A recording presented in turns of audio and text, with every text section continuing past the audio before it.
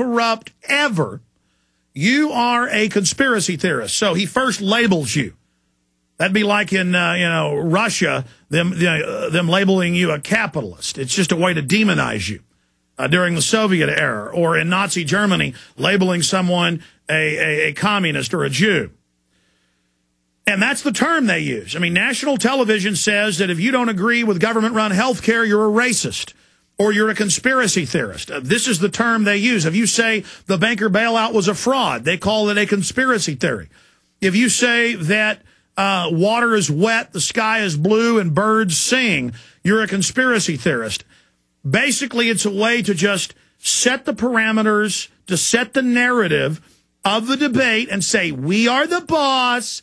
You're not allowed to question anything we do. And if you critically think or read legislation, or if you do anything other than watch football and suck your thumb or go get collagen injections in your lips, if you do anything but party and just let us run everything, you're good if you just stand down and let us run everything. But if you question anything, you're a conspiracy theorist, and we want to, and they're already doing this, infiltrate your group, and it says your peaceful group, any organization that questions the government, and we need to incite, as the government, for you to commit violence, to run off reasonable pacifists in your group, and so we can have you arrested and, quote, break up your group. And I read this last night, and I already knew all of this. It was declassified in 1971 that since the 40s they'd been doing this. And I'd read all their tricks and seen the tricks being used against us. And it came out the Pentagon for decades has been spying and COINTELPRO and infighting and planting bombs all over the world and in the U.S. to blame it on their political enemies. They do this over and over again. The FBI does it. They have huge divisions that do it. But that had to be declassified by Congress, wresting it away from the FBI. It was more than a 10-year battle to get this in the 1970s. Now, this guy publishes this in full public view. And he is calling for crimes. It is a crime to try to get somebody into my office, somebody we hire, and to try to have them to get us to commit crimes.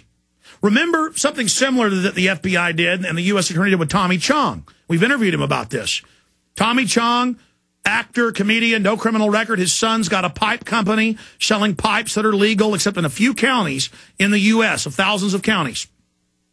It took them 4+ years to get someone hired into their factory. Hundreds of times, the U.S. attorney, through other names, tried to order the pipes into that county where it was illegal.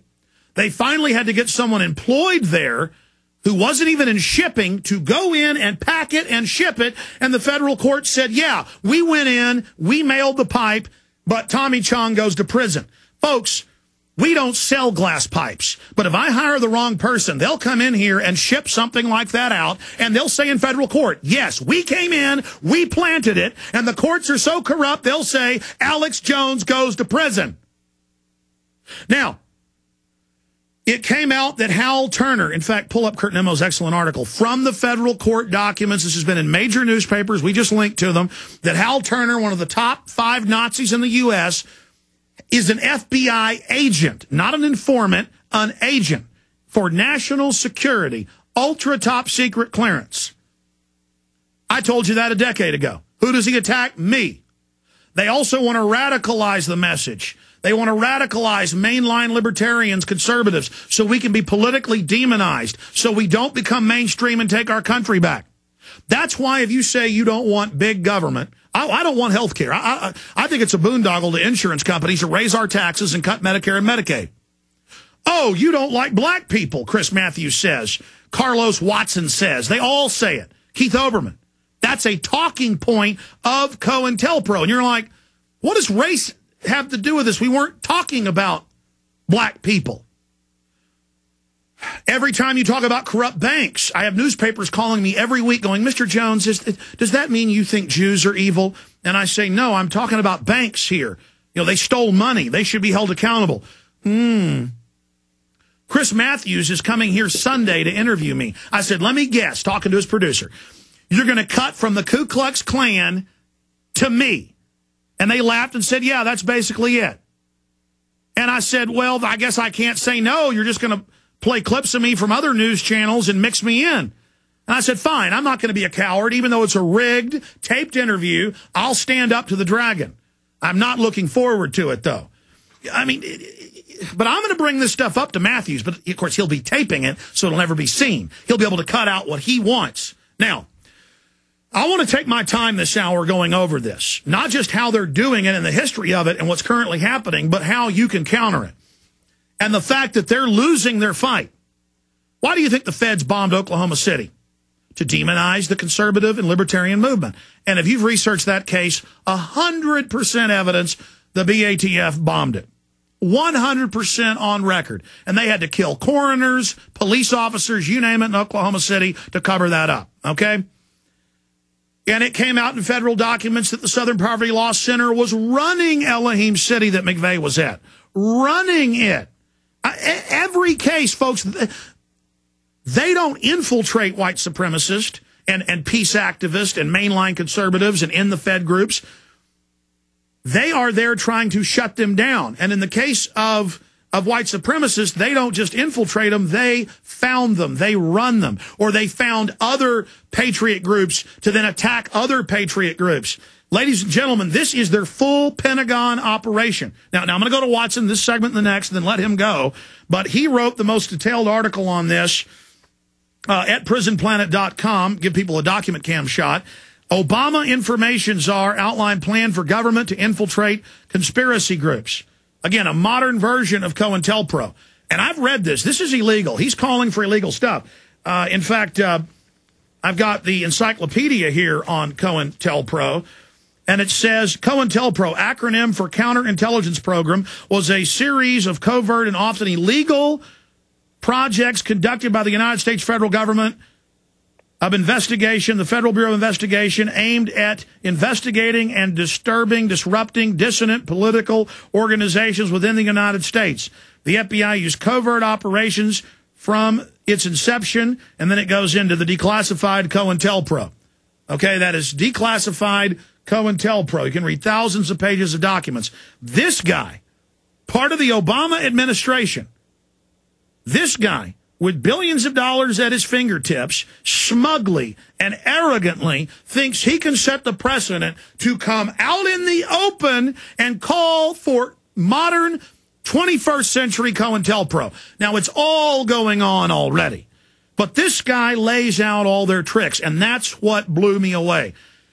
He talks about how we've been discredited. The government's discredited. So what we've got to do is we've got to pose as other conspiracy theorists, that's anybody that questions government, to counter the real people that are questioning.